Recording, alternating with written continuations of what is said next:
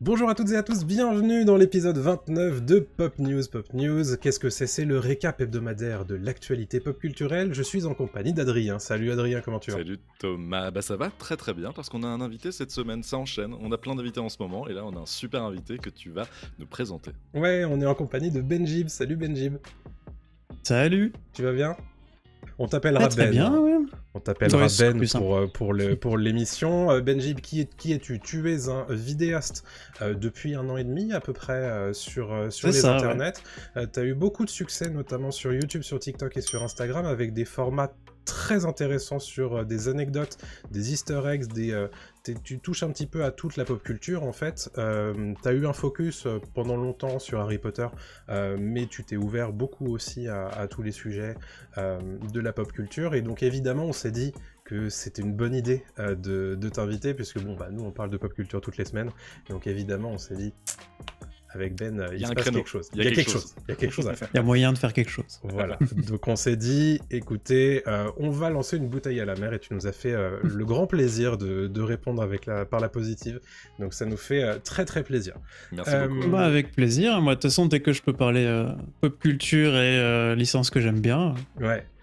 Et puis sans problème. Tu nous as même dit en off que c'était la première fois que tu faisais du live et que c'était la première fois que tu faisais un podcast. Premier live, premier donc, podcast. Quelque part, on est trop heureux de faire partie de cette première fois. On espère que ça va bien se passer. Ça va bien se passer. Il n'y a pas de raison, c'est bon. Petit point d'intendance avant de lancer l'émission, rappelons l'émission Pop News. Qu'est-ce que c'est? C'est une partie brève avec en bref cette semaine dans la pop culture, le point box-office d'Adrien, le gros sujet qu'on a décidé de dédier à une grande question: quelles sont les licences qu'on aimerait voir reboot ou remake à Hollywood? C'est un grand et vaste sujet, puisque à Hollywood on aime beaucoup remaker et reboot beaucoup de choses, parfois à tire-larigot, mais on s'est dit, attendez, on a peut-être des trucs à leur proposer à Hollywood en fait, et ça donnera peut-être de bonnes idées aux producteurs. Ensuite il y aura le radar des sorties bien entendu, la partie reco par reco, on ne sait pas. Et puis voilà, ce sera la fin de l'épisode. Petit point d'intendance à nouveau, nous avons ouvert un serveur Discord, n'hésitez pas à le rejoindre, c'est là que vous retrouverez toute la communauté qui viendra discuter en mode chill, et puis qui sera au courant de toutes les annonces qui seront faites sur le futur du podcast, sur les invités, sur le planning, etc., sur les évolutions de l'émission.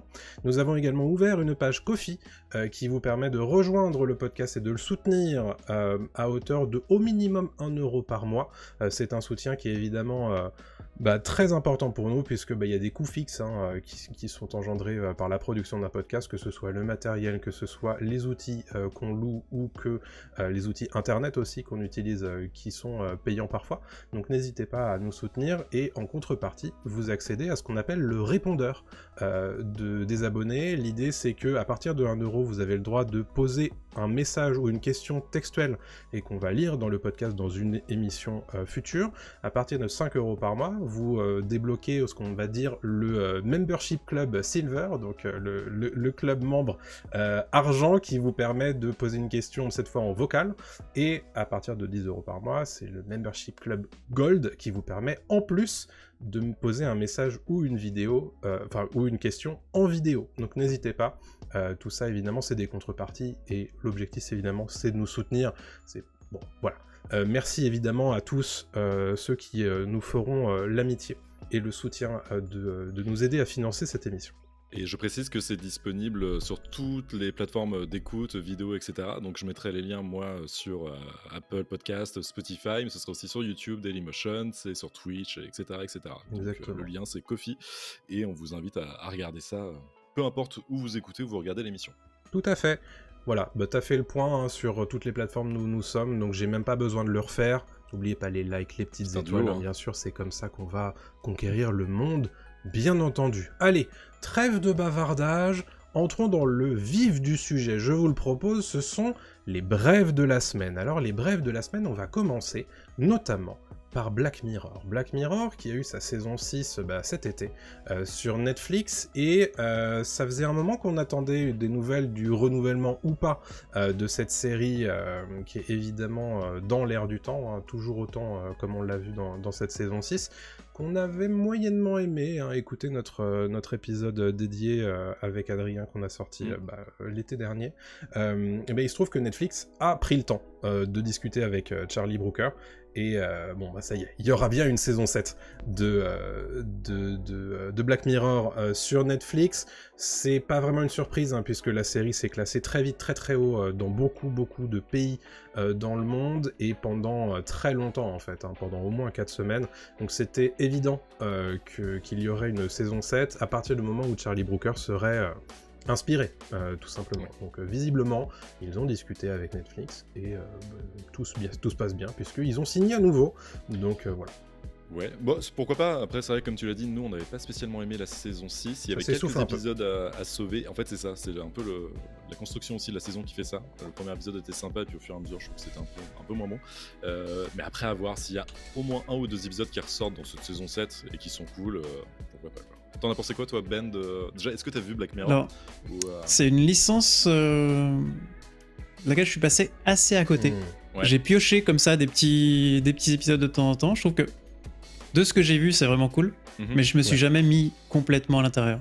Ouais. Par contre, j'avais vachement aimé l'épisode interactif qu'ils avaient fait il y a quelques années, qui était vraiment bien. Du coup, je refaisais plusieurs fois pour essayer d'avoir un petit peu toutes les fins possibles.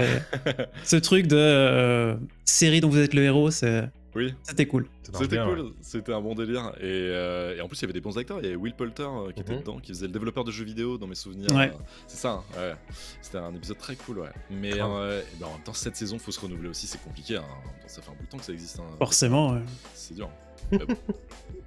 Ouais. Donc Black Mirror, ça continue. On espère quand même que la saison 7 sera un petit peu moins inégale que la saison 6. C'est tout ce qu'on peut espérer. Et moi, honnêtement, j'étais assez chaud hein, pour un certain nombre de trucs. Mais je trouve qu'il y avait certains épisodes qui n'avaient pas spécialement leur place dans cette saison 6, dans un truc qui s'appelait Black Mirror. Moi, je pensais qu'il y a peut-être... Ouais. Ah non, oui, ouais. Il y avait peut-être moyen de faire une espèce de spin-off, en fait. Un nouveau guest. Le nouveau guest, évidemment. Alors pour les gens qui nous regardent en vidéo. Le chat d'Adrien, bien entendu.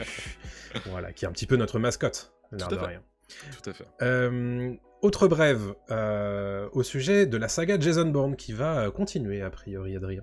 Ouais, ça faisait un bout de temps qu'on n'avait pas eu un nouveau Jason Bourne et Universal en fait planifie un nouveau film avec Matt Damon si tout va bien et le réalisateur de À l'Ouest, rien de nouveau qui avait été un vrai carton sur Netflix, réalisateur qui s'appelle Edward Berger et en fait le réalisateur donc serait très bien parti pour travailler sur cette suite, c'est quasiment sûr et si le projet en est qu'à ses débuts, pour l'instant il n'y a pas de scénario, il n'y a pas ni de scénario ni de scénariste en fait attaché au projet.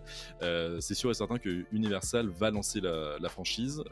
Pour l'instant, on n'en sait pas plus parce qu'en fait, Jason Bourne, ça a commencé aussi un petit peu à s'essouffler dans le dernier épisode parce que c'était à la base d'une trilogie. Ensuite, il y a eu un spin-off avec Jeremy Renner qui revenait sur un autre espion et un 4e épisode qui se déroulait en grande partie à Las Vegas où Jason Bourne affrontait Vincent Cassel, ce qui n'était pas foufou. C'était loin d'être le meilleur épisode de la franchise et on se disait qu'elle était un peu morte et enterrée. En tout cas, voilà, on n'était pas spécialement obligé d'en faire une suite. Ouais. Rappelle quand même qu'elle a quand même rapporté cette licence 1,6 milliard de dollars au box-office, hein, ce qui est quand même pas rien quand on c'est correct. Pense, juste aux 4 par 5 films si on compte le spin-off. Donc voilà, Universal qui est sur le coup, on sait pas, on n'a pas de date de sortie pour l'instant, mais c'est intéressant de voir que encore une fois on va parler de remake et de reboot. Hollywood a toujours besoin de continuer à faire des suites. Donc, le cycle sans fin. Ben, c'est une licence que tu affectionnes un petit peu, Jason Bourne, ou pas trop? On a perdu Ben. Peut-être perdu Ben, qui est plus avec nous. Problème de son de la part de Ben. Allez, un petit problème avec Ben, bien sûr. Alors, tout va bien, ne vous inquiétez pas, ce sont les aléas du direct. Mais on va bien sûr meubler. Perso, je verrais bien un reboot de Planète Hurlante aussi. La prière a pas marché, désolé. Ben est de retour. Ben, je te demandais si... Petite déconnexion. La pause pipi, c'est pas tout de suite, Ben. Hein. Faut attendre un peu, là. Je te demandais si la saga Jason Bourne, c'était une saga que tu affectionnais. Ouais. Grand fan grand fan. J'avais bien aimé aussi justement, tease un petit peu remake, reboot et compagnie. La tentative qu'ils avaient faite avec Jeremy Renner. Ouais, le spin-off, ouais. J'ai toujours du mal avec les noms, mais... Hawkeye dans les Avengers, ouais. C'était vraiment cool, et ça montrait que tu pouvais vraiment avoir ce truc d'univers cohérent où tu rajoutes un petit bonhomme et ça reste cohérent. Mais ouais, de base, la licence Jason Bourne, vraiment cool. T'avais un truc que James Bond, mais en étant beaucoup plus sérieux, beaucoup plus proche d'une réalité. Et non, c'était vraiment bien. Et d'ailleurs, tu parles de ça, mais c'est vrai que tous les James Bond après, avec Daniel Craig, se sont inspirés de Jason Bourne pour faire un James Bond beaucoup plus brut, beaucoup plus, tu vois. Clairement. Grave. Autre brève que je vous propose cette semaine au sujet du film Naruto. Oui, il y a un film Naruto. En fait, les gens l'avaient oublié, mais ça fait depuis 2015 que Lionsgate travaille sur une adaptation live-action de Naruto, la saga évidemment de manga et d'animé culte désormais, depuis 2007 je crois, c'est sorti en 2007 ou quelque chose comme ça, Naruto. Et en fait, il se trouve que c'est un article de Variety qui est sorti la semaine dernière et qui revient sur les 10 grands scénaristes qu'il faut suivre dans les prochaines années, et ils ont name-droppé le nom de Tasha Huo, qui serait en fait en charge de scénariser le film Naruto. Et ça faisait depuis 2015, grosso modo, qu'on n'entendait plus trop parler de ce projet, et donc ce projet est revenu un petit peu sur le devant de la scène après cette information de Variety, qui est évidemment très bien informée, et qui vient confirmer que le projet est tout sauf mort chez Lionsgate, et on s'imagine bien que le succès d'estime rencontré par One Piece, la série live-action sur Netflix, n'y est pas pour rien, bien entendu. Donc tout ça, évidemment, ça remet une pièce dans l'engrenage de se dire, en fait, on va l'avoir, ce film Naruto en live action. C'est évidemment extrêmement casse-gueule, ce genre de projet. On l'a déjà vu à maintes et maintes reprises, que ce soit par les Japonais eux-mêmes, mais aussi quand ce sont les Américains qui s'en occupent. Donc évidemment, tout ça... Ça laisse rêveur, ça laisse curieux. On espère que ça sera bien fait. Si ça arrive un jour à voir le jour. En fait, c'est étonnant qu'ils en fassent un film et pas une série. Tu parlais justement, tu vois, de One Piece. Naruto mérite une série si t'en fais un live action. Il y a tellement d'arcs à adapter. Alors, ils peuvent faire les deux aussi. Clairement. En parallèle, tu penses ? Mais pourquoi pas ? En fait, s'ils reprennent un petit peu la structure des animés et des mangas, tu sais, dans les animés, régulièrement, t'as un film qui pop comme ça, et après, sinon, t'as la série globale... Oui. Issu le truc, et ils peuvent du coup tester avec un film, voir la réception du public, et ensuite faire une série si jamais ça prend, quoi. Ouais, c'est pas bête. Ouais. Alors moi, je suis vraiment nul en Naruto, je l'admets, j'ai maté quelques épisodes grâce à mon neveu, mais sinon, j'ai jamais vraiment maté un Naruto plus que ça. Mais la bonne surprise One Piece me donne envie de voir Naruto en live action, justement pour me mettre dans l'univers. La série One Piece m'avait donné envie de lire les mangas et de découvrir l'animé, donc pourquoi pas, quoi. Ça peut être pas mal. Ouais. C'est clair. J'ai eu la même chose sur One Piece, tu vois. One Piece, je suis passé complètement à côté du manga et de l'animé, parce que je trouve que les dessins quand même sont particuliers. Et le fait de voir la série, je me suis vachement intéressé. Je me suis regardé peut-être 20 vidéos sur YouTube qui me parlaient du lore de One Piece pour apprendre davantage de choses dessus. Donc ça marche bien. Ah, mais ils sont très forts. C'est, je trouve, le meilleur coup marketing de Netflix de cette année. Clair. Ils sont très bons. C'est clair. Ouais, non, moi j'ai trop hâte, évidemment. C'est trop drôle que cette news coïncide avec tout ça, puisqu'en ce moment, avec ma compagne, on est en train de se faire un rewatch de Naruto. On a commencé à l'épisode 1 et on en est rendu à la fin de la saison 1 déjà. Donc bon, il nous en reste 8 quand même, mais il faut s'accrocher. Mais après, c'est que du bonheur. Donc, Tu tapes tes meilleurs Naruto run dans la maison. Ça, oui. Exactement. Donc voilà pour cette news au sujet de Naruto. On a une nouvelle brève à vous faire parvenir au sujet de Very Bad Trip 4. C'est une possibilité, ça, Adrien ? Exactement, c'est Bradley Cooper qui est actuellement en promotion pour son film Maestro, qui a été présenté à Venise et qui sera diffusé sur Netflix, qui donc là fait la promotion dans le podcast du New Yorker sur le film, mais il a aussi parlé de Very Bad Trip, donc The Hangover en version originale, et il rappelle en fait toute son affection pour la franchise. C'est quand même la saga qu'il a fait connaître au grand public, franchement, il doit beaucoup de choses à Very Bad Trip. Et pour lui, un Very Bad Trip 4, c'est pas déconnant. Et il explique en fait qu'il pourrait complètement faire un Very Bad Trip 4 si le réalisateur Todd Phillips est aux manettes et si le reste du casting, pareil, revient dans cette suite. Je le cite, malheureusement, je ne pense pas que Todd Phillips le fera, mais je ferai probablement Very Bad Trip 4 sans réfléchir, simplement parce que j'aime Todd, j'aime Zach, j'aime Ed énormément, je le ferai probablement. Donc il dit vraiment je le ferai du jour au lendemain si on me demande de le faire, quoi. Ok. Alors précisons que Todd Phillips est maintenant le réalisateur de Joker, qui est devenu une saga aussi, parce qu'il y a eu Joker en 2019 et la Joker Folie à 2 qui sortira en 2024, qui va être l'un des films les plus attendus de 2024. C'est clair.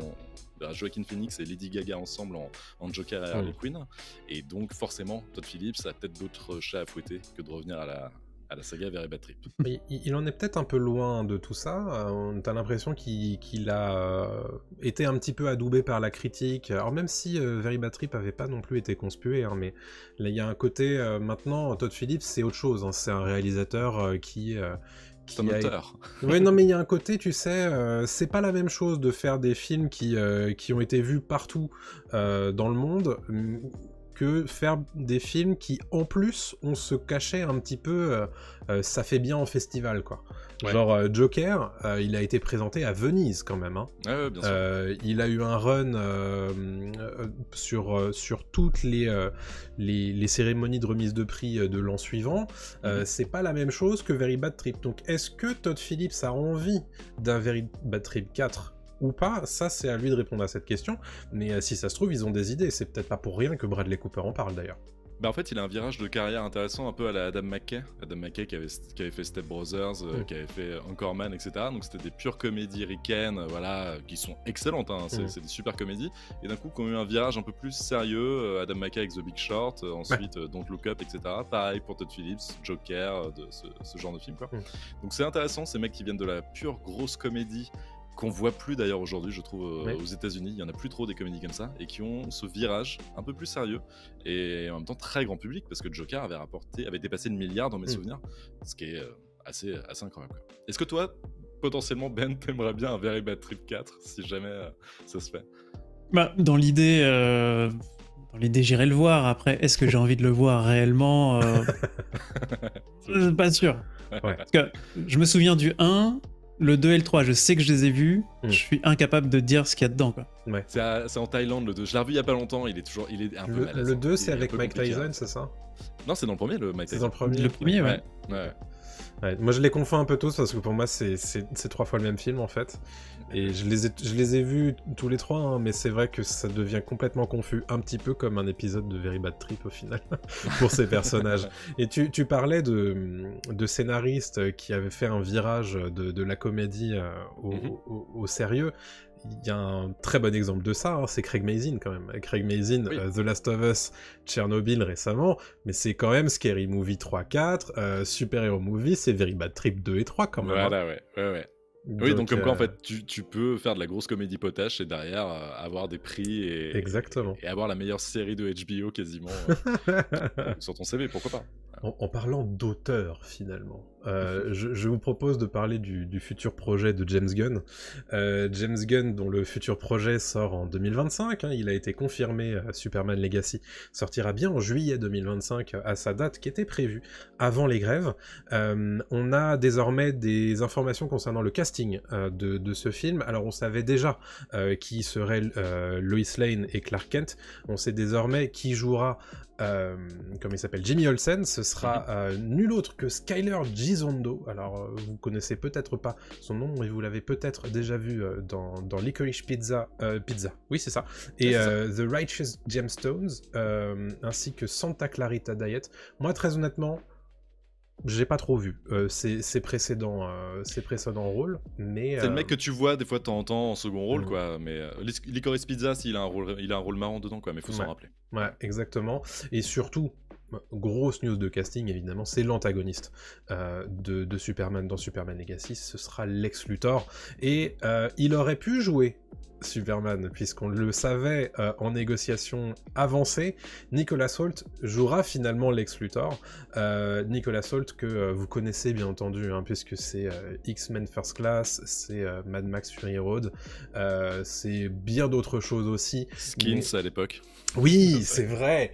Tolkien aussi. Ouais. Oui, c'est vrai. On a tendance à l'oublier, mais Nicholas Hoult, c'est quand même déjà une carrière. Hein. Et donc Nicholas Hoult sera le nouveau Lex Luthor de DC Comics, de DC Studios, après des incarnations évidemment très importantes, hein, comme celle de Marlon Brando, Kevin Spacey, Jesse Eisenberg. Donc voilà, Nicholas Hoult. Est-ce qu'on y croit en Lex Luthor? Ça vous parle? Franchement, ouais, c'est dans la droite lignée de ce que veut faire James Gunn, de rajeunir Superman, tu le sens. Parce que c'est franchement que des acteurs du même âge, j'ai l'impression, pour le film. Que ce soit petite trentaine, hein. que ce soit petite trentaine, etc. Donc tu sens qu'il veut faire un truc frais, coloré, rafraîchissant, un peu comme ce qu'il... Enfin, il sait faire ça, hein, James Gunn avec Les Gardiens, c'était ça. Donc franchement, je suis chaud. Et Nicholas Hoult, j'aime énormément ce mec-là. Regardez The Menu avec lui, qui est sorti il y a pas si longtemps, où il fait un mec qui va dans un restaurant gastronomique, et je vous raconte pas la suite, mais franchement, ça part en vrille. Et il est très très bon, cet acteur. Franchement, non, je suis chaud. Très cool. Ouais, pareil, hein, je trouve que c'est un choix intéressant, et puis c'est un très bon acteur, donc je pense qu'il n'y aura pas vraiment de problème. Après, il faut voir quelle tête il va avoir, parce qu'on est habitué quand même à l'avoir avec beaucoup de cheveux. Là, du coup, il va être crâne rasé, ça va le faire... Pourquoi pas, hein. Ouais, ça va être une autre version, pourquoi pas. Ouais. Et je pense que justement, ça va aider à se détacher en plus des autres rôles qu'il avait déjà eu. C'est vrai. Oui, et si ça se trouve, ils vont peut-être faire un truc un peu, on va dire, difficile, c'est de le faire jouer avec des cheveux sur une partie du film. Ah, ouais. Ce qui était le cas avec Jesse Eisenberg. Pourquoi pas, hein. Batman v Superman aussi. Exactement. Alors Lactic dans le chat qui nous demande il y aura plus du tout Snyder pour du Superman. Bah écoute, Zack Snyder pour l'instant n'est pas du tout concerné par les nouveaux projets de DC Studios, et justement la volonté de Warner, c'est un peu d'assumer la cassure avec l'ancien DC Studios et de partir sur autre chose. Alors, c'est pas dit qu'un jour Zack Snyder ait pas un projet au sein de DC Studios nouveau, mais pour l'instant, c'est pas du tout l'objectif, et c'est partir sur une nouvelle vision, celle de James Gunn et de Peter Safran, qui sont les deux têtes pensantes du nouveau DC Studios, et à voir ce que ça donnera par la suite, mais pour l'instant, le Snyderverse, tel qu'on l'a connu et tel que certains ont voulu nous le faire manger, bah, il est mort, pour le moment. Ouais, et Snyder bosse actuellement sur... Enfin, il a fini de bosser parce que ses films sortent à la fin de l'année. Rebel Moon plutôt. Partie 1 fin décembre et partie 2 en avril-mai 2024, si je me trompe. Ouais, je crois que c'est avril, ouais. Space dans ces zones-là, ouais. Son space opéra. Je suis curieux de voir ce que ça va donner. Grave. Pareil, on en reparlera bientôt dans l'émission, mais ouais, je suis très très chaud aussi. Ouais. Grave. Alors on termine cette section brève avec deux news pas ouf, mais il faut les traiter quand même. Adrien, je te donne la parole au sujet de Jamie Foxx. Ouais, alors Jamie Foxx, comme tu l'as dit, c'est une news pas ouf, mais en fait il est poursuivi pour une agression sexuelle présumée qui serait survenue en 2015 dans un bar sur un toit à New York, très précisément. La plaignante, qui est identifiée comme Jane Doe, donc en fait qui n'a pas donné son nom aux États-Unis, John Doe, Jane Doe, en fait c'est quand on veut pas donner son prénom et son nom. En fait, cette femme affirme que Foxx l'aurait agressé contre son gré. Lui, de son côté, l'acteur nie les allégations, mais tout ça pointe quand même vers un procès similaire et rejeté en 2020, et il envisage aussi de contre-poursuivre pour justement attaque malveillante. Pour diffamation, c'est pour diffamation, et tout ça, bah, forcément, ça met l'acteur un petit peu dans la tourmente, et on ne sait pas exactement si ça va jouer sur de futurs contrats, de futurs rôles. On peut mettre ça peut-être un petit peu en parallèle avec ce qui se passe avec Jonathan Majors, de son côté, lui aussi qui joue Kang. Pareil, les histoires de procès, c'est jamais bon à Hollywood, donc voilà. À voir si ça se tasse un petit peu, voir comment ça se déroule. En tout cas, voilà, c'est une news quand même qu'on voulait rapporter. Parce que, bien sûr. On que de la joie à Hollywood.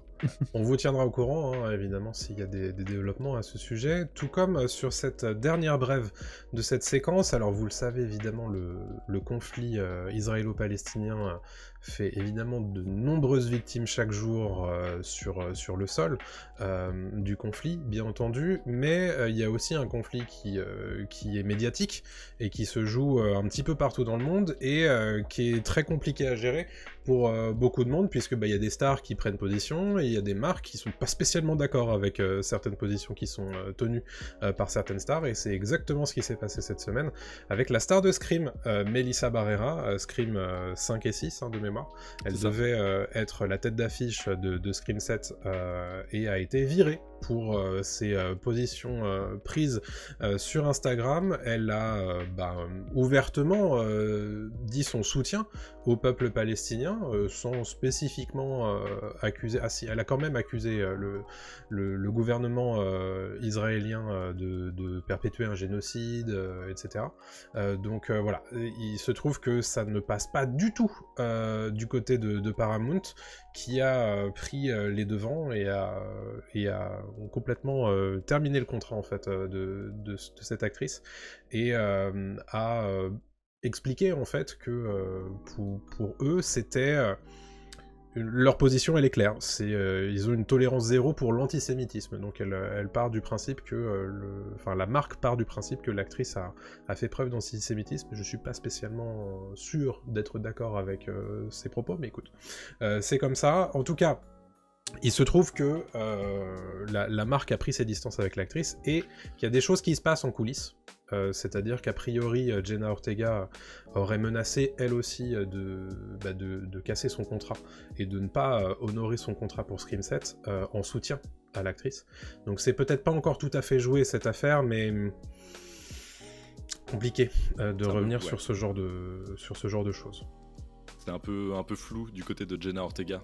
Est-ce qu'elle aurait soutenu son amie, parce que c'est sa pote. Exactement. Et donc ça lui aurait coûté sa place de Scream 7. Est-ce que c'est une histoire de contrat? Apparemment ça parle aussi d'histoire de planning, parce qu'elle a un gros planning chargé avec mercredi saison 2, etc., etc. Donc bon, c'est un peu compliqué, et c'est pas la seule affaire à Hollywood. On va pas rentrer dans les détails, mais il y a beaucoup de choses qui se passent aussi, que ce soit des directeurs de casting qui soutiennent Israël ou Palestine, des scénaristes, des acteurs. Voilà, il y a Suzanne Sarandon aussi qui était mis en cause, Tom Cruise qui est intervenu pour défendre aussi quelqu'un du milieu. Voilà, ça prend vachement d'ampleur à Hollywood. Ça montre aussi que c'est un débat qui polarise énormément et qui va peut-être impacter certaines productions et certains acteurs. La preuve avec l'actrice de Scream 7. Ah, on peut peut-être préciser juste que c'est pas parce qu'il y a un conflit qu'il y a forcément deux camps en fait. Non, et qu'on ne peut pas, qu'on n'a pas le droit d'être horrifié par ce qui est en train de se passer d'un côté comme de l'autre en fait. Exactement. Donc voilà, c'est juste pour conclure là-dessus, c'est tragique ce qui est en train de se passer, et je trouve que mettre un peu d'huile sur le feu sur toutes ces choses-là, c'est jamais très bon. Donc voilà, je vous propose qu'on conclue cette partie brève de cette semaine et qu'on aille tout de suite sur ton point box-office, Adrien, si tu le veux bien. Eh bien, allons-y maintenant avec Napoléon de Ridley Scott, qui est sorti donc cette semaine en France, qui connaît un démarrage impressionnant avec 660 000 spectateurs, dont 8 626 très précisément lors d'avant-première. C'est énorme, c'est franchement un super démarrage pour le dernier Ridley Scott avec Joaquin Phoenix. Napoléon aussi, lui, dans le monde entier, fait 78,8 millions de dollars de recettes mondiales, dont 32 millions aux États-Unis pour son premier week-end d'exploitation, donc c'est quand même pas mal du tout, et surtout ça correspond en fait à un chiffre en fait presque 2 fois supérieur aux prévisions des experts d'Hollywood. Donc en fait les feux sont clairement ouverts pour Napoléon. Même s'il y a des critiques sur la véracité historique qu'on peut voir dans le film. Je l'ai pas encore vu perso, mais c'est vrai que les premiers retours sont un peu mitigés là-dessus, en disant que Napoléon n'aura peut-être pas tiré sur les pyramides à coups de canon. C'est même pas peut-être, c'est sûr. Les Américains aiment bien y croire, et les Français aussi apparemment, parce qu'ils y sont allés très nombreux. Beaucoup de critiques quand même du côté de la France autour de ça. Après, pas que sur le fait de...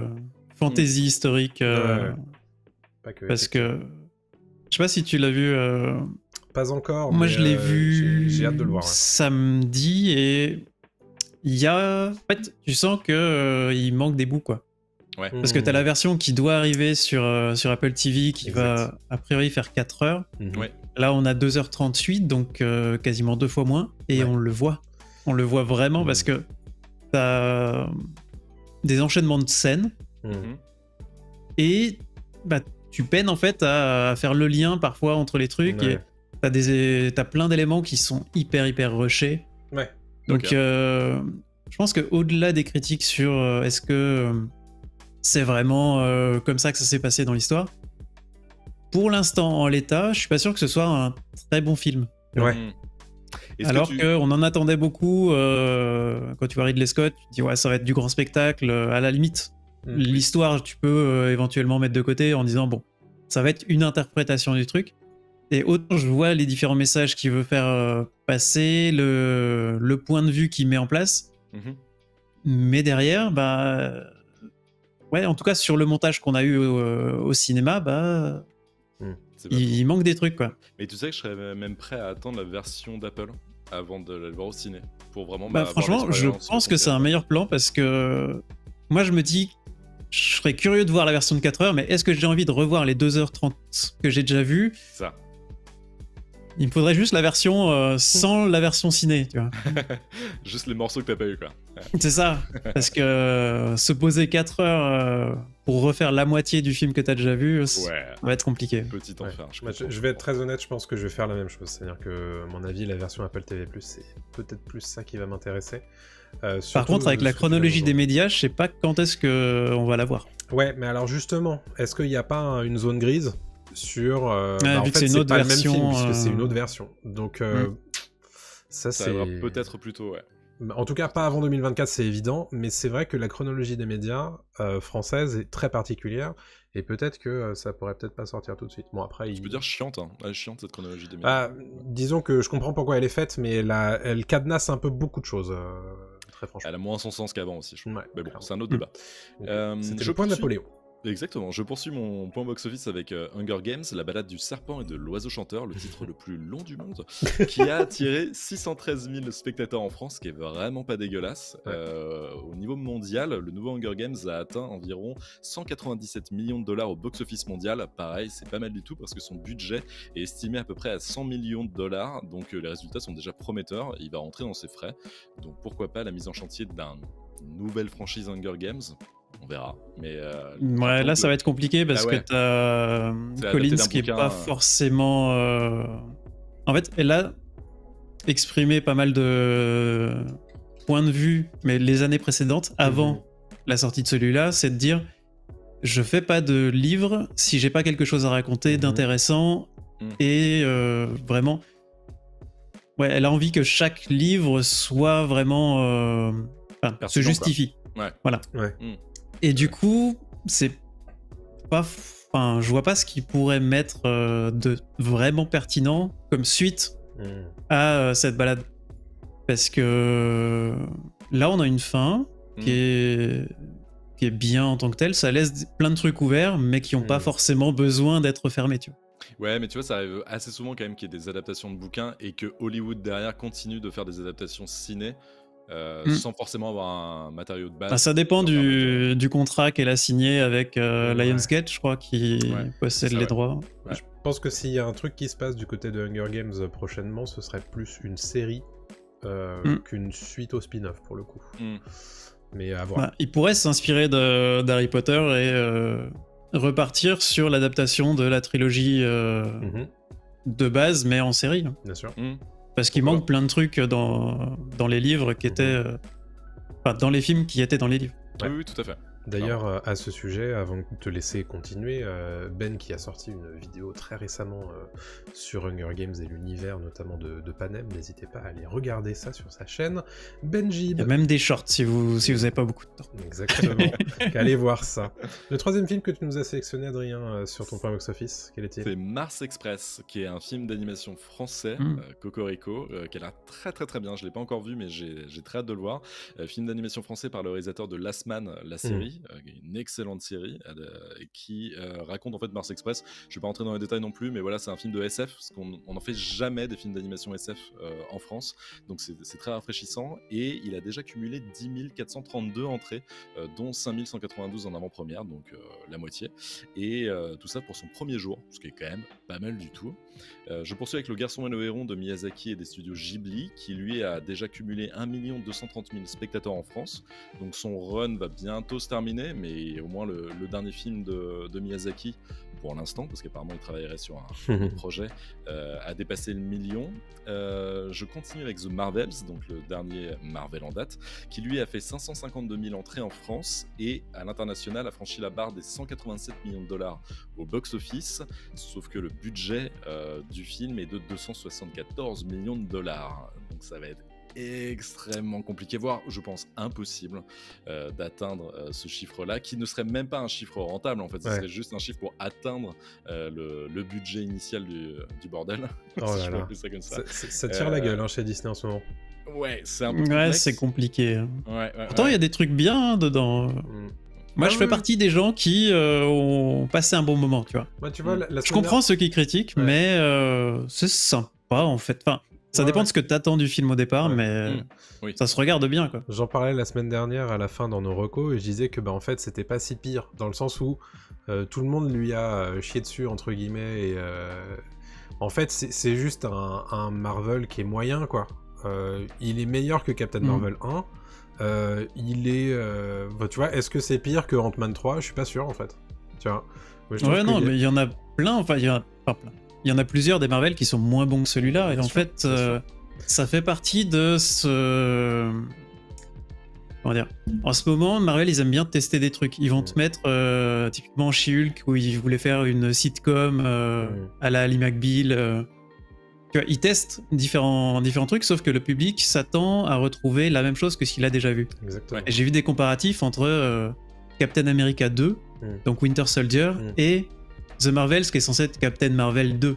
Et en fait, bah, tu te dis, bah non, en fait, c'est dans un truc, t'es sur un film inspiré, film d'espionnage, et l'autre, c'est un buddy movie. Donc, un buddy movie, t'attends pas à avoir un truc de fou.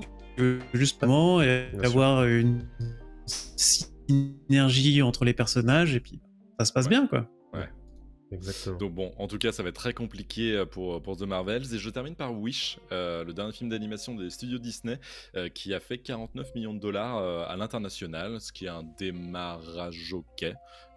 Mais bon, c'est loin des super attentes de Disney, j'imagine, en la matière. Et donc voilà pour mon petit point box-office. Ça marche. Je vous rends l'antenne. On va attendre que Ben ait arrêté de bugger. Est-ce que tu nous entends? Ça n'a pas l'air. Il y a des petits problèmes de connexion sur la ligne. Ça va Ben, c'est bon, tu es de retour? On t'entend, je crois. Je suis pas sûr. Si. On l'avait jamais fait ça encore avec un invité. Non, il est offline. Mais il revient. He will be back. Il est là, on pense qu'il est là. Je vous ai perdu. Il est de retour. Bizarre ce qui se passe, j'ai l'impression qu'il y a un petit problème de connexion chez toi. Dans la connexion, attends. Je pars 1 minute. Ouais. Je vais peut-être faire une modif. On va faire une mini pause. C'est pas grave. C'est pas grave. Pourtant, Arnaud n'a pas posé son chat. Alors, profitez. Pour l'instant, c'est cette seule émote de Catherine qui est disponible. Mais il y en a d'autres qui arrivent. Elles sont simplement en cours de validation par Twitch. Ne vous inquiétez point. Je vous en ai préparé pas mal. Et tout ça, c'est grâce à vous. C'est grâce à vous et votre soutien, parce qu'on a vite atteint les 50 abonnés. Plus de 50 abonnés, maintenant on est à combien? 58 au dernier comptage? Alors, donc, followers. Followers, pas abonnés, excuse-moi, followers. Je suis un boomer, je dis abonné, followers. Et ce qui nous a permis de débloquer tout ça. Donc merci pour votre enthousiasme, vraiment. Ce soir, ça fait super plaisir. Et c'est trop cool. Et donc là, on voit présentement Buzz l'éclair qui... Alors, me revoilà. Vous avez vu mon super sweat? Ouais. Incroyable. Et ton super gant aussi. Trop cool. Aussi. Ouais. Non mais je trouve que tu te la pètes un petit peu avec tous tes trucs, franchement. Fais un truc dépouillé en mode déménagement comme moi, tu vois, genre, bon, assume que chez toi... Tu sais qu'il y a plein de trucs que tu vois pas qui sont par là-bas aussi en plus. Hein. Je suis en travaux en ce moment, c'est horrible. Ok. Oh là là, mais Lactique qui régale avec des abonnements. Oui, il régale. On parlera de Wish à la fin de l'émission, hein, puisque Ben l'a vu et nous en parlera dans sa partie reco par reco, on verra. Justement. Je vous propose de faire un petit peu le point sur le gros sujet de cette semaine. Le gros sujet de cette semaine, c'est est-ce qu'il y a des licences qu'on aimerait voir rebootées ou remakées par Hollywood? Alors, juste petit point de nomenclature, qu'est-ce que c'est qu'un reboot, qu'est-ce que c'est qu'un remake? Bon, un remake, c'est quand on refait le même film. Quand on décide que Total Recall a besoin d'être refait, puisque ce film des années 80 a besoin d'une nouvelle mouture en 2010 et quelques. Bon, est-ce que... voilà, donc ça c'est un remake. Un reboot, c'est quand on prend les mêmes et on recommence, grosso modo. C'est-à-dire que Amazing Spider-Man est le reboot de Spider-Man, par exemple. C'est ça qu'on propose. Donc l'idée c'est que on a tous les trois réfléchi à des choses qui nous intéresseraient de voir en remake ou de voir en reboot, et on va vous proposer nos petites idées, tout simplement. Yes. À voir ce que ça va donner. J'ai quelques petites idées sur le conducteur qui me plaisent pas trop mal. Adrien, tu veux commencer? Ouais, je veux bien commencer par Gremlins. Je trouve que c'est une licence qu'on a perdu de vue, que j'aime énormément, et je pense qu'on peut en faire quelque chose de très très cool aujourd'hui. Gremlins 1 qui est indémodable, et Gremlins 2 qui m'avait fait flipper comme jamais quand j'étais gamin, que je comprenais pas du tout en fait. Gremlins 2, ce truc un peu bizarre qui se passe dans un immeuble, c'est un espèce de huis clos en fait, Gremlins 2, avec, mais extrêmement méta. Avec Christopher Lee Impérial, qui est génial en professeur scientifique trop bizarre qui travaille sur les Gremlins, et les Gremlins qui prennent le contrôle de cette tour. Ce film m'a marqué énormément et je trouve qu'on pourrait développer ça aujourd'hui. Ça pourrait revenir complètement dans la pop culture. On pourrait filer ça, on en parlait tout à l'heure, un James Gunn. On pourrait filer ça à des gens un peu flingués, un peu bizarres, qui pourraient nous faire un film pour ados. Je trouve qu'on manque de films vraiment pour ados, quoi. Que ce soit pas vraiment un truc destiné spécifiquement aux enfants et ni spécifiquement aux adultes, mais vraiment un truc un peu régressif, parce que Gremlins c'est un peu régressif, et en même temps ça te donne envie de mater des films d'horreur, etc. Donc franchement Gremlins c'est une licence que j'affectionne énormément et qui me manque un peu. J'ai un réalisateur à te proposer pour ton remake ou ton reboot de Gremlins, Peter Jackson. Ouais, Peter Jackson avec Branded. Peter Jackson, bien sûr. Il a un passif dans le film d'horreur, il a un passif dans le film familial, ce serait le réalisateur parfait en fait. Complètement, ou un Sam Raimi. Grave. Sam Raimi, ça fonctionnerait bien, voilà, il y a un truc, vraiment. Et Gremlins, il y a eu longtemps, avec Joe Dante qui en parlait de temps en temps, voilà, un Gremlins 3. Dans les cartons, mais ça s'est jamais fait, et je pense que ça se fera jamais avec lui en tout cas. Mais puis c'était tout ce truc, Spielberg aussi, c'était Amblin et tout, enfin il y a vraiment une patte que j'aime beaucoup, ouais. Donc pas une franchise que j'aimerais revoir.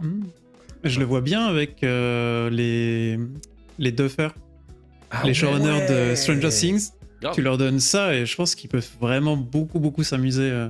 Ouais, grave. C'est une trop bonne idée. Ben, est-ce que t'as un petit remake que t'aimerais bien voir là tout de suite? Il en a pas qu'un. Bon, on peut commencer avec gentiment avec Harry Potter, le classique. Tu vois, moi je viens de là forcément. Bien sûr. Mais ce serait, c'est en cours par. C'est qui Warner. Déjà qui fait. Alors Warner, mais c'est ceux qui s'occupent, c'est ceux qui ont fait Game of Thrones. C'est j'ai plus le nom. C'est Dan Weiss et Benioff.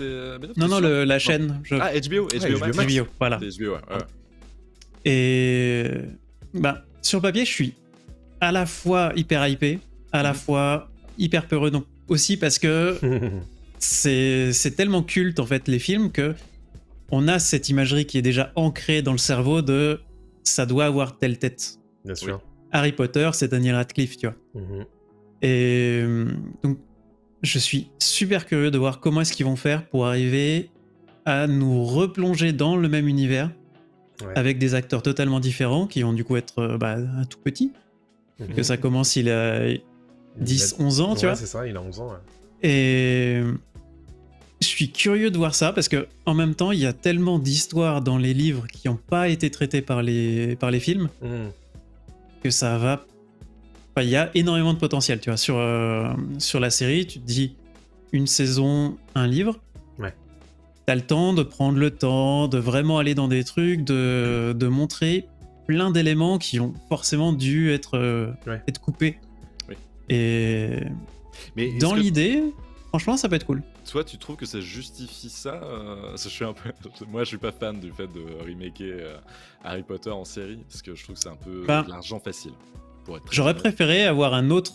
bien sûr. Garder l'univers et avoir autre chose à partir de cet univers. Ouais, ça c'était la proposition qui pour moi avait le plus de valeur, sauf que y a J.K. Rowling et que forcément tu peux pas, donc parce que globalement elle a pas envie de réécrire des choses autour d'Harry Potter. Donc elle se dit ça vous l'avez déjà, utilisez ça et puis on s'arrange. Mais l'argent à la fin du mois, quoi. C'est ça. Mais du coup, on fait avec ce qu'on a, tu vois. Et... C'est vrai. Dans l'idée... T'as pas peur que ça gâche un peu l'esprit des films ? Ou tu penses que ça pourra fonctionner en parallèle ? Les deux vont vivre... Parce qu'en fait, t'auras toujours la même fanbase pour les films. C'est juste que potentiellement, les nouveaux qui vont arriver dans l'univers vont commencer avec la série. Et donc... verront les films peut-être comme un truc un petit peu plus détaché. Tu vois. Alors que là, il y a vraiment un énorme affect sur les films. Oui, clairement.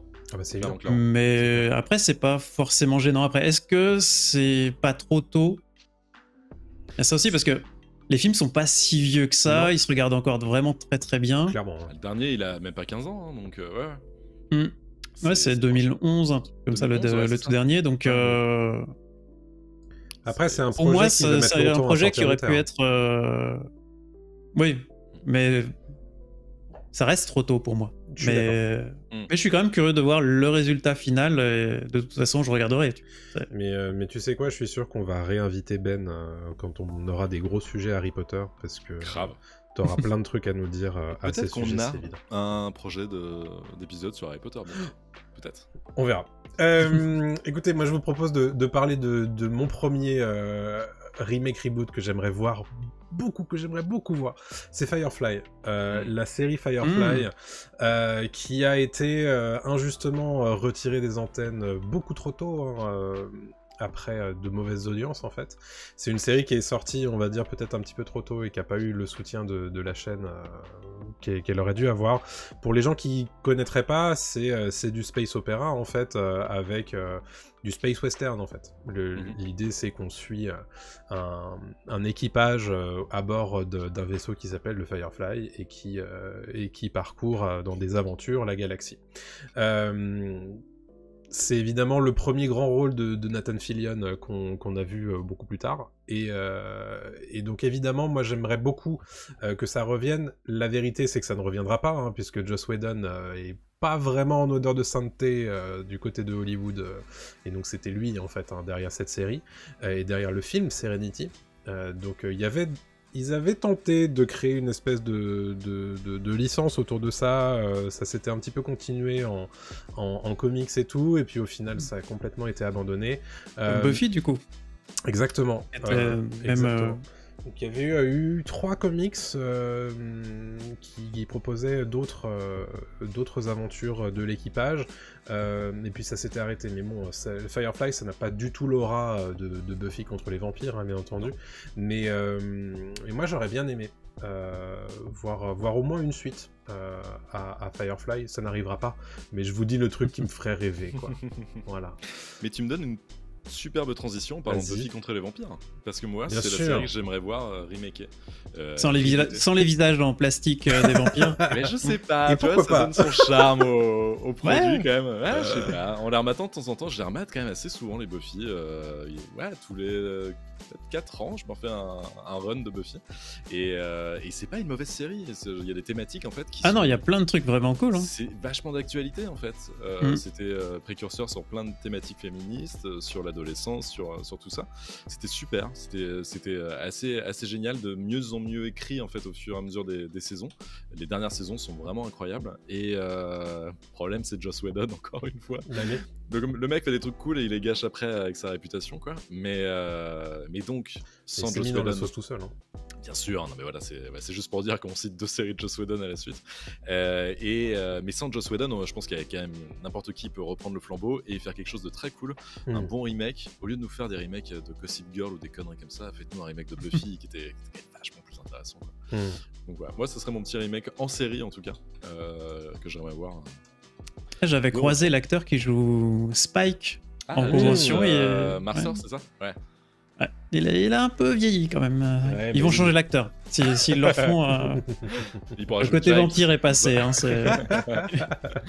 Petit coup de pelle, ouais. J'aime beaucoup cet acteur. Il est cool. Il est bien dans Buffy. Alors, dans presque tous les films, il y a un film où non. Est-ce que vous arriverez à deviner lequel? Ah oui, Dragon Ball Evolution. Ouais. Ouais, ça... C'est chaud, mais personne n'est bon dans Dragon Ball Evolution. Certes, donc c'est pas de sa faute, ne vous inquiétez pas. C'est vrai. C'est dur. Ben, une autre proposition peut-être? Il y a celle qui arrive normalement dans les années à venir, ça va être toute la franchise X-Men qui va revenir dans la MCU. Bien sûr. Et des petites brèves comme ça qu'on arrive à choper, c'est franchement cool. A priori, ce qui se dessine, c'est reprendre l'ADN de la série animée des années 90. Donc avec vraiment le générique emblématique et tous les personnages, et mettre ça en live action. Et moi, je suis grave chaud parce que les différents films qu'on a eu X-Men, il y avait du bon et quand même pas mal de moyens mauvais, quoi. Oui. Il y en a 2-3 qui sont vraiment cool, notamment X-Men 2 qui était bien, et The of Future Past aussi qui était vraiment cool. Ouais. Mais dans le lot, on a quand même eu X-Men 3 qui était un peu compliqué, et puis sur la nouvelle génération, j'avais un peu plus de mal. Ouais. On a des Origins, Wolverine, Wolverine, oh là là. Vraiment horrible. Ah, mais Logan. On est Logan, bien sûr, on est Logan. Logan était, ouais. Et je défends aussi celui, où il est au Japon, X-Men... non, Wolverine... C'est le deuxième de... Bah, c'est Mangold aussi. Comment ils l'ont appelé, mais... Ouais, je sais plus comment il s'appelle. Mince, j'ai perdu son nom. Bref, mais j'aime bien celui-là. La voix du samouraï. Oui, c'est un peu ça, ouais. C'est avec le Silver Samurai. Bref. Ouais. Mais je te rejoins complètement, Ben, là-dessus. Je trouve qu'ils peuvent faire quelque chose d'incroyable avec les X-Men, qui sont les super-héros les plus cool de Marvel après Spider-Man et les Avengers. Surtout que là, ils vont avoir besoin de 109, mais en même temps d'héros emblématiques, parce que... Bon, même si on parle un petit peu du retour de Robert Downey Jr. en fan de théorie... J'y crois moyen, ça. Quel aveu d'échec ce serait, quand même. Ouais. Ça serait compliqué. Après, il y a un moyen que ça rentre dans le lore des comics, parce que pendant pas mal de temps, il était en hologramme. Oui. Il était mort, mais en hologramme. Donc, il pourrait techniquement rentrer, mais à quoi bon faire revenir comme ça Alors qu'à côté, t'as des X-Men qui marchent très bien et qui permettraient comme ça d'avoir des héros que tout le monde connaît, en tout cas qui sont dans l'imaginaire collectif. Bien sûr. Et qui sont beaucoup plus forts que tous les petits héros qu'ils essaient de mettre en place depuis la fin de la phase 4. Où en fait, on s'en fout un petit peu, quoi. Moi, je pense qu'ils gagnent du temps pas autant d'enjeux, quoi. Avec cette phase. Je pense qu'en fait, plus ça avance, plus je me dis qu'ils ont gagné du temps, en fait, avant de sortir le gros, quoi. En fait, t'as un build complet de trucs, ouais. Je pense qu'ils essayent, en théorie, d'avoir une cohérence pour arriver à faire venir l'univers des X-Men. Mais bon, ça, après, faut rentrer dans l'univers des comics, où en fait, t'as 2 univers séparés qui vont entrer en collusion, et techniquement, t'es censé avoir une bataille entre les héros du MCU qu'on connaît et les héros des X-Men, pour ensuite avoir une Terre qui se rejoint, et t'as les deux qui sont présents en même temps. Et pourquoi pas dans Deadpool 3 hein. Ça se trouve, c'est le plan. Hein. C'est peut-être un peu trop tôt, je pense que ça, tout ce qu'on voit depuis même Doctor Strange 2, avec ce truc d'univers parallèle, et chaque film qu'on a vu a une version différente d'univers parallèle, mais à chaque fois, ça parle un petit peu d'univers parallèle. Donc comme ça, ils essaient de mettre en place des trucs, mais c'est un peu brouillon quand même. On voit que phase 1, phase 2, phase 3, c'était hyper linéaire où tu sais que tu passais d'un film à l'autre et ça construisait vraiment un truc. Là, à partir de la phase 4, ça part un peu dans tous les sens et je pense qu'il manque un vrai lead où on te dit on va dans cette direction et c'est tout. Oui, oui, tout à fait. Oui. Ça manque évidemment d'un grand méchant aussi, tout ça. Oui, complètement. Mais je suis curieux. Grand méchant, ils essayaient de le mettre avec Kang, sauf que petit problème de calendrier et de procès. Judiciaire. Donc du coup... Je peux pas, j'ai procès. Ok. Là, il parle de mettre potentiellement Fatalis à la place. Ce serait pas dégueu, ce serait un bon... ça peut être cohérent parce que les Kang et Fatalis sont liés normalement dans les comics. Donc ça peut marcher, mais du coup... Déjà que c'est un peu le bordel et qu'ils arrivent pas à construire un méchant, si en plus en plein milieu ils rechangent de méchant, ça va encore être compliqué quoi. Ouais, c'est ça. Alors moi je vais vous proposer un autre reboot remake, ce que vous voulez. Faites ce que vous voulez, mais ressortez-moi Stargate SG, s'il vous plaît. C'est une série, un film que j'aime beaucoup. C'est un peu le truc que je regardais quand je rentrais à l'école le soir, tu vois. Et je sais pas, cet univers est bien trop foisonnant et bien trop débile pour rien en faire en 2024, en 2025, tu vois. Stargate, il y a vraiment des possibilités... folle, c'est-à-dire que parfois t'avais un épisode où c'était complètement, où tu sentais que c'était un filler et qu'il fallait absolument que ça soit tourné dans les studios de la base Cheyenne, de Cheyenne Mountain, et d'autres où tu te dis en fait non, on va filmer en extérieur et on va faire des trucs de zinzin avec des aliens qui sortent de bites de gens. Tu fais mais ok, il y a trop de trucs à faire dans cet univers. Alors évidemment c'est très très militarisé, c'est très bizarre et un peu trop américain dans l'idée Stargate. Mais je pense que si on refaisait ça un petit peu au goût du jour et on faisait en sorte d'y mettre un petit peu de moyens et peut-être pourquoi pas aussi de pas trop se prendre au sérieux, on aurait peut-être un truc sympa en fait avec Stargate. Clairement. Ça fait trop longtemps qu'il n'y a pas eu de spin-off de Stargate et il y en a eu 3 ou 4 pourtant. Un qui était bien, c'était Atlantis. Oui. Ça, ouais. Clairement. C'était cool. Ouais. Donc ça, tu sais qu'il y a encore une énorme fanbase en plus. Bien sûr. Stargate, ils ont une communauté de fans, mais vraiment hardcore. Bien sûr. J'ai appris qu'il y avait un jeu vidéo Stargate qui allait bientôt sortir, et je suis tombé j'ai vu passer aussi sur Steam. Ouais. Et donc voilà, ça s'appelle Stargate Timekeepers pour les gens qui s'y intéresseraient, et c'est censé sortir là bientôt. Ok. Donc il y a moyen de faire un truc cool, ça peut être un peu comme ce qu'on avait sur Star Trek. Tu vois, qui a commencé sur une série vraiment cheap au possible, le mec qui se prenait un petit peu au sérieux parfois et qui montait, et ça a donné vraiment une énorme saga après, quoi. Exactement. Clairement. Donc honnêtement, moi j'aimerais bien voir, et c'est vrai que s'il y a bien un truc que j'aimerais revoir de mes jeunes années, c'est Stargate, mais qui est disponible que sur MGM+, ou je sais pas quoi, donc il faut prendre encore un abonnement supplémentaire. Pas MGM+. Wow. Et franchement, je pense que si t'as pas MGM+, t'as raté ta vie, tu vois. Mais bref, tout ça pour dire que moi j'aimerais bien revoir cette série, et elle repasse même plus en rediffusion à la télé, donc bref, je suis un peu triste. Je comprends. Mais rappelle-moi, l'original, c'est Roland Emmerich, non? Oui. Qui l'avait fait, je crois. Ouais. Qui était un bon film aussi avec Kurt Russell. Qui était cool. Ouais, c'était sympa. Clairement. Qui avait lancé complètement la série derrière. Ouais. Donc il n'y avait pas grand chose à voir dans l'idée de la série. Ah non, clairement. C'était complètement parti sur autre chose, mais et à part la porte des étoiles, il n'y avait pas grand chose. Quoi. Le Chapai.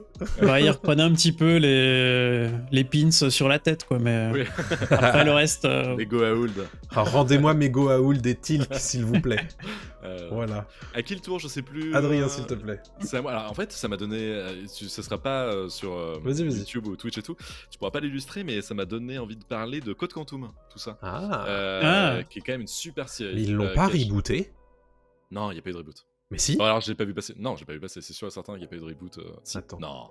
Attends, je check ça, vas-y, parle. Je parle pendant ce temps-là, mais Code Quantum, qui était une super série avec Scott Bakula, où il revenait, pour ceux qui connaissent pas, il revenait en fait dans le temps, il savait pas à quelle époque, à chaque fois il traversait les époques, et il se retrouvait dans la peau de quelqu'un d'autre, et c'était génial, parce que d'un coup il se retrouve pilote de F1, le lendemain il est soldat au Vietnam, voilà, donc chaque épisode était génial, parce que tu savais jamais où il allait tomber, et cette série n'a jamais eu de fin, c'est un grand drame pour beaucoup, en fait on n'a jamais su ce qui arrivait au héros, et il y avait juste un espèce de carton à la fin en disant Hal n'a jamais retrouvé sa famille ou un truc comme ça. Quelle tristesse. Mais il y a moyen de faire un reboot génial, je pense, et je serais très chaud pour. Bah frérot, tu l'as raté en fait, hein, parce que il y a eu un reboot, ça. Il y a eu un reboot. Je te promets. Je suis sur la page. Je suis sur la page Allociné depuis 2022. Alors je pense pas qu'il y ait eu de diffusion en France.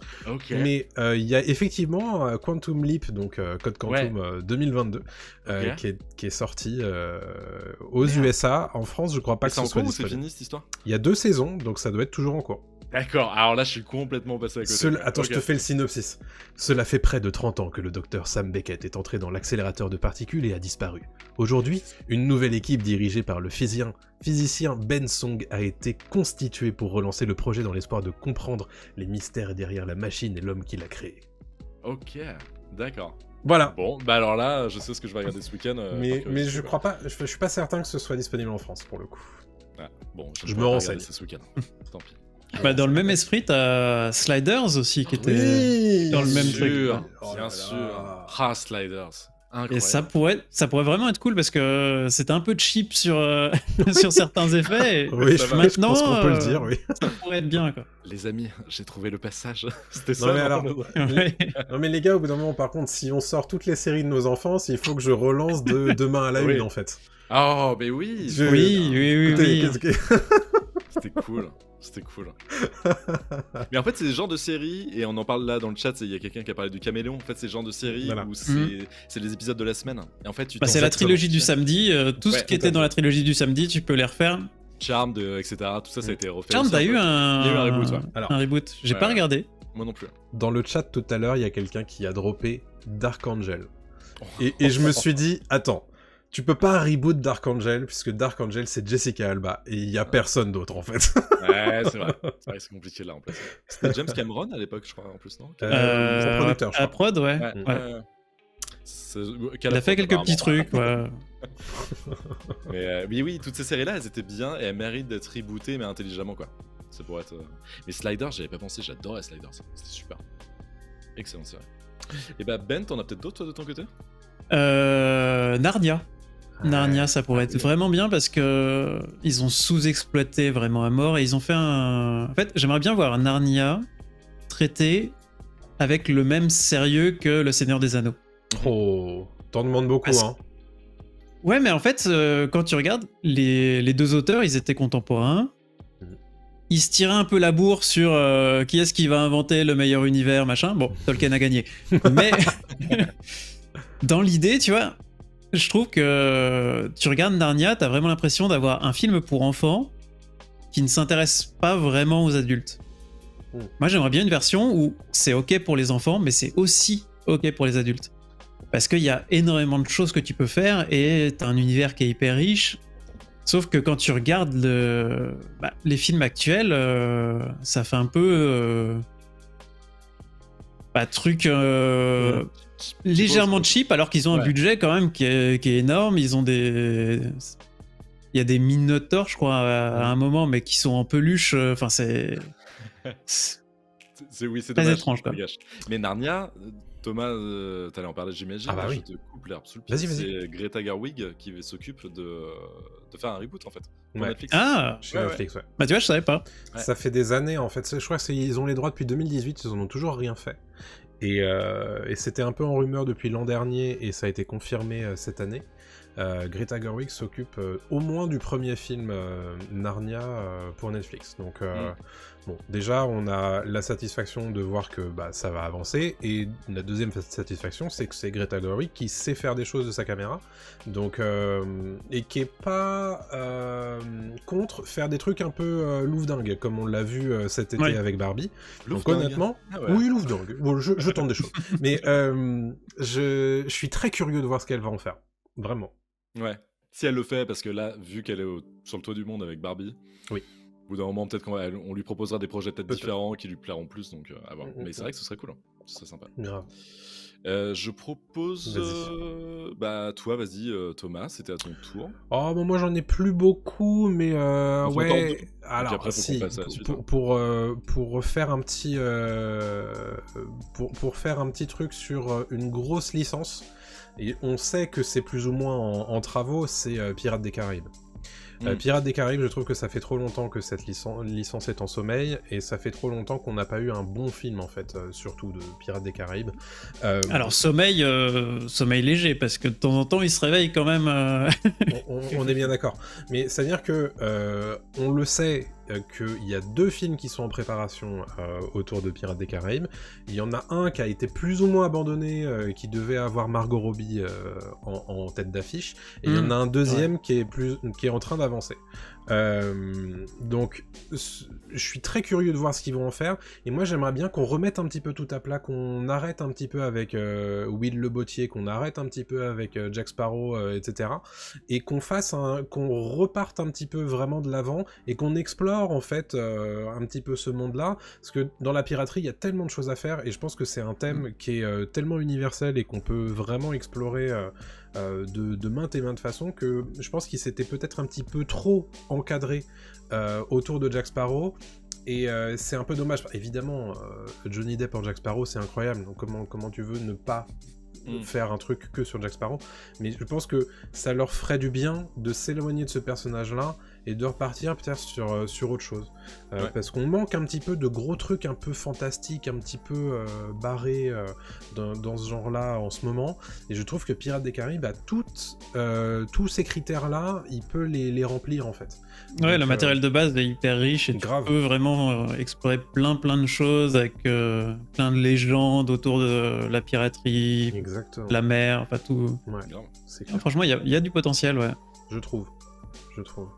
Ben, est-ce que tu nous en proposerais pas un autre? Tiens, il y en a un qui sert aussi en même temps de reco, c'est les 3 films de la 36e chambre du Shaolin.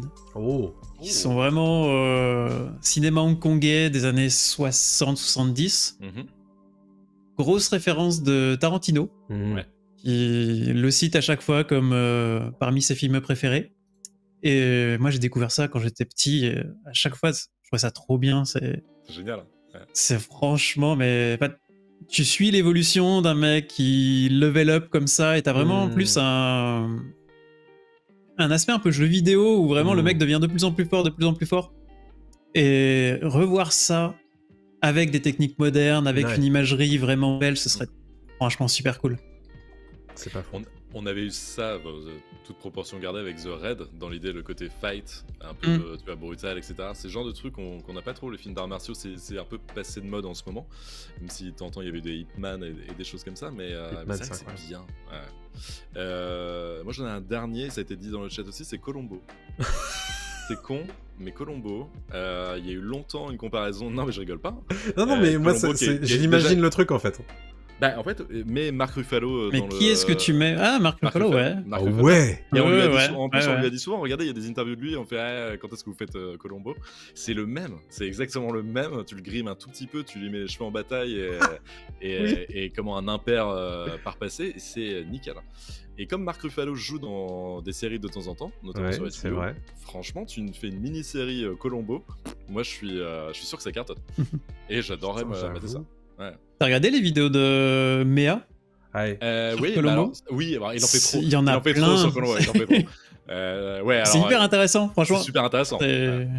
Moi, ça m'a remis dans plein de souvenirs où c'est des séries que j'ai pas vues depuis... Ouais, les épisodes, je les ai vus il y a peut-être 20 ans, tu vois. Et je me dis, ah, mais ça, je me souviens, lui, il meurt comme ça. C'était lui. Mais ça, c'est génial, le principe de Columbo est super. De tout de suite savoir qui est le tueur, c'est trop cool. Ce qui prouve que la série, quand même, tenait vraiment sur l'acting et sur un déroulé de scénar qui est exceptionnel, quoi. Donc ouais, Columbo, je serais chaud. Super. Bon, il va falloir qu'on clôture un petit peu ce sujet, puisque bon, vous avez vu, on est lancé, hein, donc il y a beaucoup de choses à dire. Peut-être qu'on fera un volume 2 un jour, parce que je sais que Ben en a beaucoup. Là, je suis pas à la moitié de ma série, hein, c'est bon. Allez, je t'en donne un dernier, Ben, parce que quand même, t'es l'invité. Bah tiens, qui va arriver bientôt, t'as Zoro, qui a été... je crois qu'ils ont fini la production, ça va arriver en 2024. C'est vrai. C'est une série espagnole, du coup. Et je suis hyper curieux de voir comment ils vont traiter ça avec une imagerie... Je crois que c'est la société de prod de Casa de Papel. Ok. Il me semble qu'a fait la série, et s'ils sont comme ça dans la même recherche graphique, parce qu'il y a des plans dans Casa de Papel qui sont vraiment stylés. Mettre ça avec Zoro. Moi, je suis client, hein, c'est pas de souci. Il y a 2-3 images qui sont sorties qui sont relativement classe, donc à voir. J'ai pas de date précise, mais c'est courant 2024 normalement. On rappelle que il y a un Zoro en France aussi, hein, qui est prévu. Toi, t'as vu, je l'ai senti qu'elle allait dire ça, Adrien. Je vais couper l'herbe sous le pied. Tu vois, Karma aussi, je t'ai karmade. Mais et c'est Jean Dujardin qui jouera le Don Diego de la Vega. Mais alors, ça en est où ça? Parce qu'on a vu une photo promotionnelle où il a la petite moustache. Mais tu sais quoi, moi je suis sur une news de Comics Blog qui nous dit qu'a priori ce serait tourné cet automne. Donc en ce moment là. Ok. Mais du coup, quel ton? Parce que est-ce qu'ils vont être bien franchouillard en mode ça va être Bernardo voilà, non, ça va être OSS Z et puis c'est possible, hein. C'est possible. Je suis curieux. Ça peut être drôle. Moi je pense qu'il y en aura un qui sera plus sérieux que l'autre. On va pas se mentir. Clairement. Ok. Mais je crois que c'est à moi de travailler là. Bosse. Allez, je bosse. Le radar des sorties, mesdames et messieurs, si vous le voulez bien. En salle cette semaine, Wish, dont on a parlé tout à l'heure dans le point box-office, et c'est pas glop, hein, pour Disney, cette nouvelle sortie Disney. Je vous fais le pitch quand même. C'est un film de Chris Buck avec Ariana DeBose en anglais et Chris Pine ainsi qu'Alan Tudyk. Et le synopsis, c'est la jeune Asha obtient le pouvoir d'exaucer des vœux, ce qui menace le roi Magnifico, joué par Chris Pine, jusqu'alors seul à bénéficier d'un tel don. Il jure donc de la retrouver. Ben nous en parle juste après dans la section reco. Le 1er décembre, parce qu'on est déjà en décembre, je vous propose en streaming Sweet Home saison 2 sur Netflix. C'est une série coréenne post-apocalyptique où un virus transforme les humains en monstres et où la société devient un petit peu schizophrène. Est-ce que t'es un monstre? Est-ce que t'es pas un monstre? Est-ce que je dois t'exécuter? Ben bref. Un gros délire coréen. Matinée d'effets spéciaux un peu pas ouf. En jeu vidéo, je vous propose 2 jeux. Un jeu qui s'appelle SteamWorld Build, qui sort le 1er décembre sur PC et console. C'est un jeu de construction de ville avec une DA western steampunk. Très stylé. Toujours le 1er décembre, je vous propose également Dragon Quest Monsters 3. C'est le 1er décembre sur Switch. C'est un action RPG sauce Pokémon dans l'univers de Dragon Quest, pour les gens qui connaissent et qui s'y intéressent. Et c'est à peu près tout sur le radar des sorties, puisque c'est un petit peu calme entre fin novembre et début décembre, avant que ça revienne pleine balle pour Noël, tout simplement. Et puis il nous reste à faire une séquence reco, pas reco. Alors moi j'en ai pas cette semaine, mais on a quelques petits trucs à vous dire, notamment Ben, je te propose de commencer, puisque toi tu as vu Wish. Et oui, hier matin, je me suis levé et je suis allé à l'avant-première parce que Disney avait organisé plein d'avant-premières dans toute la France. Et c'était bof en fait. Hein. Aïe. T'aurais préféré pour le Disney des 100 ans, ça va, c'était 11h donc bon. Ouais, j'avoue. J'étais quand même levé, mais ouais, c'est. En fait, je m'attendais à mieux pour vraiment fêter les 100 ans de la société. Ils auraient pu quand même mettre un truc et avoir un film dont on se souvient pendant longtemps. Là, tu sors de la salle et tu commences à l'oublier, quoi. Ouais. Aïe. Parce que... Alors, autant le visuel est cool, autant l'histoire est plate. Et Donc, pas franchement reco. C'est intéressant si on a une carte illimitée et que on a envie de découvrir un univers. Parce que bon, ça reste gentillet. Tu passes pas un mauvais moment. Hein, ça dure 1h30, ça passe relativement bien. C'est juste que t'es très très loin des émotions que tu peux ressentir dans d'autres films. Quoi. Par rapport à Encanto, par exemple. Oh là là, je pense que ça a l'air loin. Alors, j'avais un double truc Encanto, parce que Encanto a au moins le mérite d'avoir des chansons qui sont vraiment cool. Ouais. Là, les chansons sont vraiment bof. Par contre, il y a un méchant dans Wish, ce qui n'avait pas vraiment dans Encanto. Encanto, ça m'avait un petit peu perturbé, parce qu'en fait, t'as jamais de méchant, en fait. Et tu te dis, bah, il n'y a pas d'enjeu, tu vois. C'est assez intéressant d'ailleurs.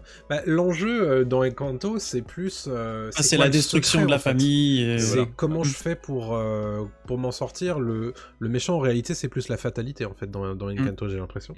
Que Wish, bon, il est très clair, quand tu le vois dans la bande-annonce, tu vois bien qui est le méchant, quoi. Et j'avais trouvé ça intéressant parce que t'avais l'impression que ça mettait un petit peu sur sa tête le côté c'est un peu maléfique et La Belle au Bois dormant, dans le sens où il y a des refs il y a des refs notamment sur l'utilisation des couleurs et t'as quelques petits refs aussi pour les fans de Disney. Dans Wish, tu peux t'amuser à repérer certaines phrases qui sont reprises vraiment mot pour mot de certains dessins animés. Donc ils font des petits clins d'œil comme ça où quand t'es fan, tu dis ah ok, ça c'est dans Peter Pan, ça c'est dans La Belle au Bois dormant, ça c'est machin. Donc ils arrivent à placer comme ça des petits trèfles, mais ça sauve pas en fait le film qui reste moyen. Quoi. Bien sûr. C'est pas mauvais, mais c'est pas bon. Et j'ai l'impression que c'est un peu ce qu'on a en ce moment sur tout ce qui est Disney. T'es pas dans l'extrêmement mauvais, mais t'es jamais dans une fulgurance où ça va être vraiment bien, quoi. Ouais, t'es pas collé à ton siège, quoi. C'est ça. C'est dommage. Alors, ça a l'air joli, hein, par contre. Hein, il propose quand même de la 3D. C'est vraiment sympa, surtout sur les décors. C'est sympa, mais bon, ça suffit pas, malheureusement, à faire un bon film, hein, ça se saurait. C'est un peu dommage, quand même. C'est vrai que Disney, en ce moment, accumule les semi-échecs, hein. Et chez toutes ces verticales, hein. On a vu chez Star Wars, on l'a vu chez Marvel, là on le voit chez Disney.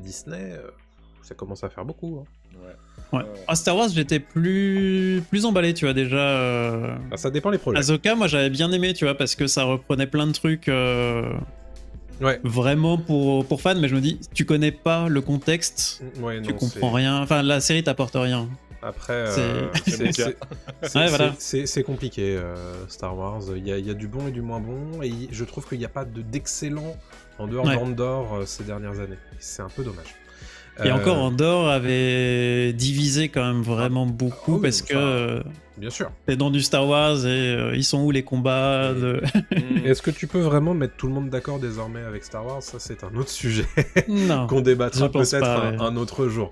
Adrien, je te propose de faire ta reco anti-reco, puisque tu t'es fadé Squid Game le défi sur Netflix avec un grand courage. Qu'est-ce que tu en as pensé? Les premiers épisodes, hein, parce que la deuxième partie n'est pas encore sortie au moment où on enregistre le podcast et l'émission. J'ai trouvé ça extrêmement américain, évidemment. Alors, par contre... on va parler des points positifs avant de parler des points négatifs.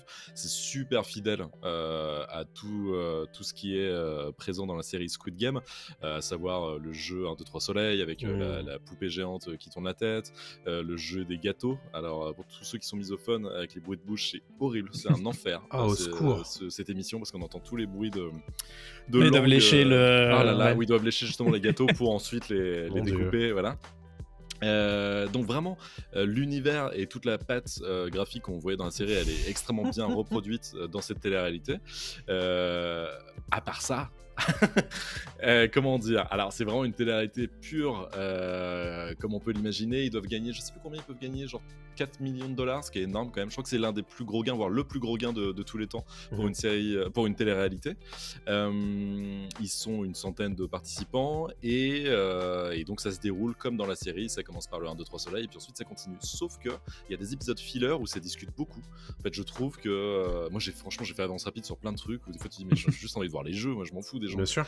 Et en fait, l'histoire, c'est que ils inventent quelques jeux supplémentaires qui sont pas trop mal. Il y a un jeu, par exemple, de bataille navale où ils sont en fait sur un jeu de bataille navale géant où il y a un mur en fait qui sépare deux équipes et chaque équipe doit faire couler l'autre, donc B2, B4, etc. Et en face, l'ordi leur dit mais non, vous avez fait couler. Bref, passionnant. Donc voilà. Au lieu d'avoir du sang, c'est une poche en fait de faux sang noir qui explose quand on perd au jeu et on est éliminé tout de suite. Il n'y a pas de rattrapage. T'es mort quoi, tu te casses. Et quand je dis c'est très américain, c'est parce qu'en fait il y a des portraits vraiment de gens qui ça disent, doit être moi j'aimerais bien comment pouvoir payer le prêt de ma maison et puis pouvoir m'acheter une voiture, etc. Et tu fais ah là là, ok, en ce moment c'est la pression, c'est chaud. Enfin ils disent des trucs comme ça pour 2 minutes après mourir. Donc tu fais ok. Et ce que je reproche à cette télé-réalité, c'est que la série dénonçait le capitalisme de ouf. Ouais, il l'utilise à mort. Bah ouais, enfin, je veux dire, c'était le but de la série, voilà. Donc c'était vraiment le truc de dire, bah justement, les riches ont le pouvoir sur les pauvres. Et là, il y a vraiment un truc de, allez les pauvres, allez jouer et allez crever, ok pour de faux, mais allez faire marrer les gens du monde entier, etc. Tu fais, c'est très bizarre. Je me suis un petit peu renseigné. En fait, le créateur de la télé-réalité se justifie en disant que oui, alors le capitalisme c'est l'un des sujets de Squid Game, mais il y a aussi l'entraide et il y a aussi tout ça qui est important et qu'on met en avant dans la télé-réalité. Et tu fais, bah non, en fait, ils chient tous à la gueule et ils ont qu'une envie, c'est de gagner, donc il n'y a pas vraiment d'entraide non plus, quoi. N'importe quoi. Voilà, c'est une télé-réalité très bizarre qui cartonne évidemment parce que Squid Game, déjà, c'est connu de tous. Et moi-même, tu vois, j'ai regardé, je voulais pas forcément regarder, mais je me suis dit, tiens, par curiosité, et voilà. Mais moi, j'ai regardé que pour les jeux, quoi. Est-ce que tu as regardé aussi celle de James Bond ? Alors non, j'ai pas regardé et je devrais parce que Brian Cox qui présente, c'est cool. Brian Cox de Succession et James Bond, ça a l'air mieux, je sais pas, mais en tout cas différent dans le sens où c'est une sorte de carte au trésor, si j'ai bien compris, version. J'ai pas regardé non plus, mais ouais, je crois que c'est un truc comme ça en plusieurs épisodes, pareil. Mais... Sur Prime Video. Hein, je trouve ça marrant d'avoir vraiment en même temps, tu vois, les deux. Oui, et je regardais les deux sorties quoi. De Adam Bros, je sais pas si vous connaissez, qui est un YouTuber qui fait beaucoup de vidéos en fait sur tout ce qui est pop culture, mais vraiment actuel et sur les influenceurs, sur les créateurs de contenu. Et là, il a sorti une vidéo très récemment sur ces télé-réalités là, et il dit que c'est étonnant que tu vois il y ait des télé-réalités Squid Game, des télé-réalités James Bond, des choses comme ça qui débarquent au fur et à mesure, comme si en fait les séries maintenant étaient moins cool, tu vois, et qu'il fallait aller encore plus loin dans le délire et qu'il fallait utiliser ces licences là pour en faire des télé-réalités quoi. On est allé encore plus loin dans le. Il y a un facteur très conjoncturel aussi à ça, hein. C'est que les productions ont besoin de plus de produits et qu'une télé-réalité, ça coûte moins cher à produire qu'une série en bonne et due forme ou qu'un film, et que du coup c'est plus simple et souvent c'est parfois aussi plus impactant. On vous invitera à vous renseigner sur les coulisses du tournage de Squid Game le défi, qui s'est pas très bien passé en Grande-Bretagne. D'ailleurs, a priori, il serait question que certains candidats portent plainte. J'ai appris ça cette semaine. Pour la faire très courte, en fait, pour l'épreuve du 1, 2, 3 soleil, où en fait ils doivent courir assez vite et s'arrêter net, apparemment ça aurait duré 7 heures au lieu de durer 3 heures l'enregistrement, donc ce qui est énorme, en plein. Alors ils étaient à Londres, enfin à côté de Londres. Dans un studio super froid. Dans un studio super fort en plein air, en fait, si j'ai bien compris, un hangar, en tout cas même en plein air, je sais plus, et pendant des heures et des heures, et en plein mois de janvier. En tout cas, ça a été tourné il y a un an. C'était horrible. Juste en survette, ouais, c'est compliqué. Et juste en survette, exactement. Et en fait, dans l'émission, quand tu regardes l'épisode, tu fais ah, ok, ça a duré 20 minutes. Parce qu'en fait, littéralement, ils doivent courir, ils ont 10 minutes ou 15 minutes pour courir jusqu'au bout. Le truc, ça a duré 7 heures. Et en fait, ils arrêtaient de les faire bouger pendant, tu vois, des dizaines et des dizaines de minutes en plein froid. C'est horrible. Horrible. Infect. Voilà. Je vous recommande pas spécialement cette télé. Voilà. Bah écoutez, c'est clair. C'était donc deux plus ou moins anti-reco, hein. Une très nette et une un petit peu moins nette, mais quand même. Wish, Ben t'as pas trop aimé et Squid Game. C'est passable, on va dire. Passable plus, mais passable quand même. Bien, mais pas top. Et bien voilà qui conclut notre épisode 29 de Pop News. Merci évidemment infiniment de nous avoir écoutés. Vous qui avez été nombreux sur twitch.tv/p0pnews, évidemment c'était un grand plaisir de vous avoir. Pour les gens qui nous écoutent, n'hésitez pas à venir nous voir sur twitch.tv. Du coup, tous les liens sont dans vos descriptions, là où vous pouvez les obtenir. C'est tous les lundis à 20h30. Et puis sinon en rediff sur YouTube YouTube, sur Dailymotion le mercredi, mais aussi sur toutes les plateformes de podcast les mercredis. On est aussi disponible sur tous les réseaux sociaux que la Terre a jamais porté. Donc n'hésitez pas à nous suivre et puis à rejoindre désormais le Discord ainsi que la page Ko-fi pour devenir abonné. On te remercie évidemment infiniment Ben de nous avoir rejoints sur cet épisode très spécial. On voit bien avec qu'on plaisir, avait c'était beaucoup de vraiment choses cool, à dire. merci à vous. Merci beaucoup. On aurait pu encore parler un moment. Grave. Parce que... Mais tu reviendras. Il y a toujours plein de choses à dire. Et je reviendrai avec plaisir. Tu reviens quand tu veux, la porte est ouverte et je penserai à toi, on pensera à toi dès qu'on parle de ce genre de sujet-là.